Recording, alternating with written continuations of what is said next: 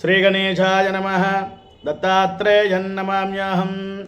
పోతన్న గారు భాగవతాన్ని ఆంధ్రీకరిస్తూ బ్రహ్మగారి గురించి ధ్యానం చేస్తూ ఆతత సేవ చేసద సమస్త చరాచర భూత సృష్టి విజ్ఞాతకు భారతీ హృదయ సౌఖ్య విధాతకు వేదరాశి నిర్ణేతకు దేవతా నికరనేతకు కల్మషచేతకున్ అతతత్రాతకు ధాతకున్ నిఖిల తాపసలోక శుభప్రదాతకున్.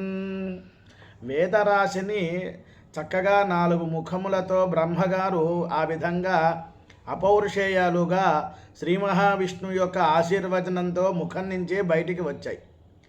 స్వామివారు బ్రహ్మగారు ఈ యొక్క పద్మభవుడు కదా, పద్మంలో ఉద్భవించిన వారు కదా.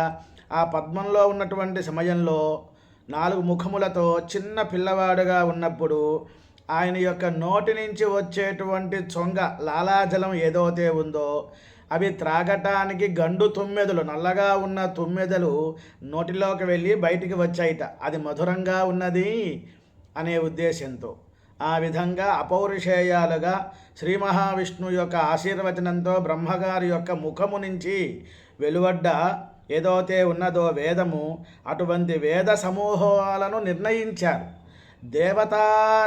దేవతలకు ఆయన నాయకుడు అన్నమాట. అందుకనే కదా ఏది ఇబ్బంది వచ్చినా సరే ముందు బ్రహ్మగారి దగ్గరికి వెళ్తారు. ద్వాపర యుగంలో రాజులందరూ కూడా రాక్షసులే రాజులయ్యారు. భూభారం పెరిగింది. ఆ సన్నివేశంలో భూదేవి గోరూపంతో బ్రహ్మగారికి వెళ్ళి ధ్యానం చేశారు. అదేవిధంగా ఎవరైతే తపస్సు చేస్తూ ఉంటారో తపోధనులకు శుభాలు ఎక్కువగా ఇచ్చేటువంటి స్వామి. మనకి హిరణ్యకశిపుడు కూడా గాలింగుంభిని అగ్ని అంబుబల ఆకాశస్థలం దిక్కులన్ రేలన్ ఘస్త్రములన్ ఈ విధంగా పద్యం మొత్తం చెబుతాడు. అనేక కోరికలన్నీ కోరుకున్నాడు. ఇప్పటి వరకు ఎవరు కూడా ఇటువంటి కోరికలు కోరలేదురా అని బ్రహ్మగారు చెబుతారు. ఆయన్ని పొగడాలి కాబట్టి వివిధ ప్రాణి లలాట లేఖన మహావిద్యానుసంధాతకునంటూ పొగిడాడు బ్రహ్మగారిని. అయ్యా, ప్రతి మనిషి నుదుటిలో ఎంత ఉంటుంది ప్రదేశం, ఇక్కడి నుంచి ఇక్కడికి ప్రదేశం ఎంత ఉంటుంది, ఇంతే ఉంటుంది. కానీ దానిలో షార్ట్ హ్యాండ్ లాగా చిన్న పదాలతో డీకోడ్ చేసేస్తావు స్వామి. అటువంటి నీకు నమస్కారం చేస్తున్నాను.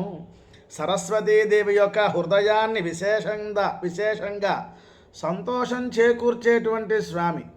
వేదాలు చెబుతూ ఉంటే సరస్వతి అమ్మవారు వీణ మీటుతూ ఉంటారు. సరస్వతి అమ్మవారి యొక్క వీణ పేరు కచ్చపి అంటారు. నారద మహర్షి వారి యొక్క వీణ పేరు తుంబుర మహతి అంటారు. ఈ విధంగా సరస్వతి అమ్మవారు ఆ యొక్క వీణ మీద మీటుతూ ఉన్నప్పుడు, బ్రహ్మగారు మంత్రం చెబుతూ ఉన్నప్పుడు సరస్వతీ దేవి యొక్క హృదయాన్ని ఆనందింపచేసేటువంటి వారు. దేవతలకి ఏదైనా ఇబ్బంది వచ్చే సురగణాలకు నాయకుడుగా ఉన్నావు స్వామి అని తపోధనులు శుభాలను చేకూర్చేటువంటి స్వామి. మృక్కంగానే నమస్కారం చేయంగానే భగవంతుడి యొక్క అనుగ్రహాన్ని పొందింపచేసేటువంటి స్వామి, రక్షకుడయ్యా నీవు అంటూ ప్రార్థన చేశారు. ఈ విధంగా బ్రహ్మ విష్ణు మహేశ్వరులను ధ్యానం చేసిన పోతన్న గారి యొక్క పద్యాలు మనం చదువుతూ శ్రీకృష్ణస్వామి వారి యొక్క అనుగ్రహాన్ని పొందుదాం. స్వస్తి.